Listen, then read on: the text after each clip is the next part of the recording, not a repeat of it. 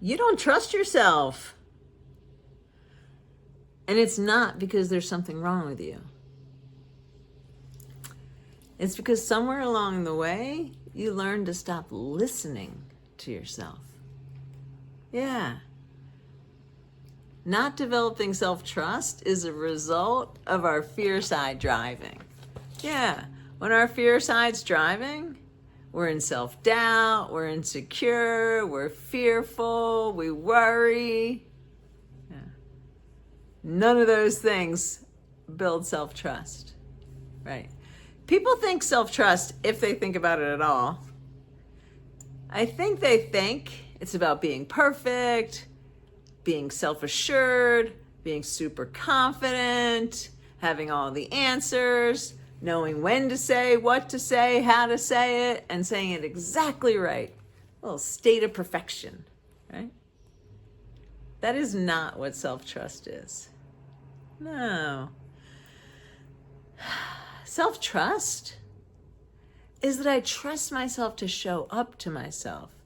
I trust myself to figure it out, whatever it is. And self-trust is learned, right? We create it, we develop it. But when our fear side is driving, there's not a lot of room for our authentic side to be driving with self-trust. Yeah. So when we don't have self-trust, how that shows up, we worry about what we said in the past. We worry about what we will say in the future. We figure we'll mess it up. We're not going to do it right. Real insecure. Yeah. I just don't trust myself. And you know, when I have a history of like shaming myself, attacking myself, doubting myself, it's kind of like giving the gremlin some energy. I keep feeding that no self-trust muscle, and it gets bigger and bigger, and it becomes habitual. And that's how I learn to keep showing up to myself.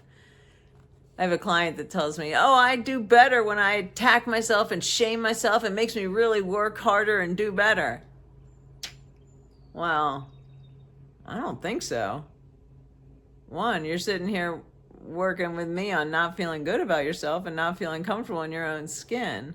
So I don't think actually bashing yourself is helping you. So if you tend to bash yourself, check in. Does it actually make me feel good and want to strive for more? It probably doesn't. Yeah.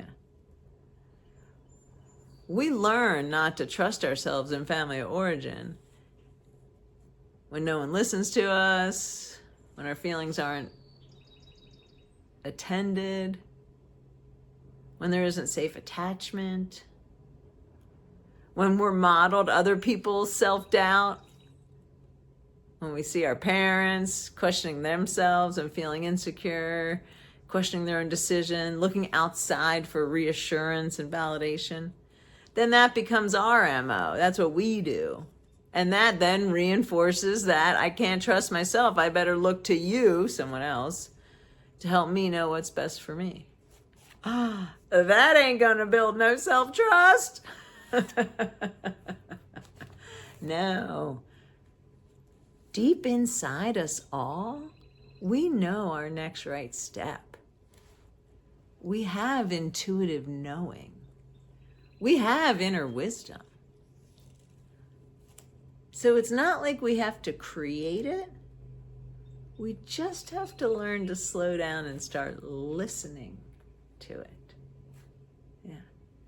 Each time I show up with awareness, remember that 1, 2, 3, awareness, acceptance without judgment and with compassion, and choice, is that working for me or working me?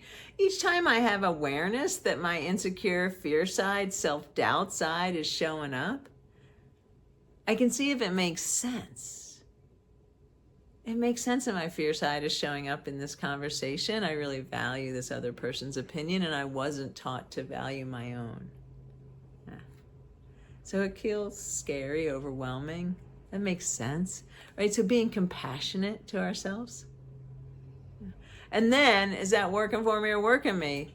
Well, sinking into that somebody else knows better and is more valid in a conversation than I am, That's working me. It's keeping me small, shrinking, not knowing my own worth and value.